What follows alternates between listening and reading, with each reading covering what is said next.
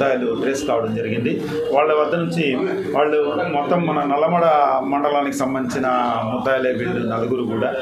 వీళ్ళు ఒకటి మల్లెల వినోద్ కుమార్ అనే ఒక ఇతను చోటగుంటపల్లికి సంబంధించిన వ్యక్తి, సన్ ఆఫ్ రామకృష్ణ. తర్వాత కుంచపు చంద్రమోహను సన్ ఆఫ్ జయచంద్ర ఇస్తారు. ఇతను వచ్చి బడేవాండ్లపల్లి నల్లమడ మండలం. తర్వాత రవీంద్ర నాయక్ అనే ఇతను గోపాల్ నాయక్ కొడుకు, ఇతను కుంటపల్లి విలేజ్కి సంబంధించిన వ్యక్తి.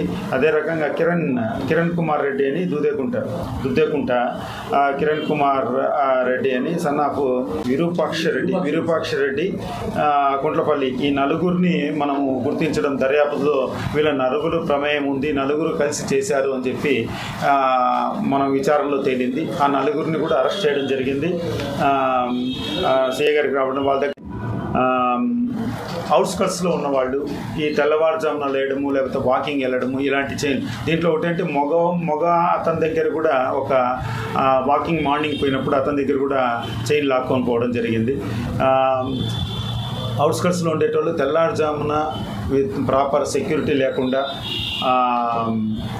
బయటికి రావడము, వాకింగ్ చేయడం ఇలాంటివి కొద్దిగా జాగ్రత్తలు తీసుకోవాలని చెప్పి ఇలాంటి వాళ్ళు ఉన్నారు. కాబట్టి చైన్ స్నాచర్స్ ఉన్నారు. కాబట్టి వీళ్ళని దృష్టిలో పెట్టుకొని తగిన జాగ్రత్తలు తీసుకోవాల్సిందిగా పోలీస్ డిపార్ట్మెంట్ నుంచి కోరుతున్నాను.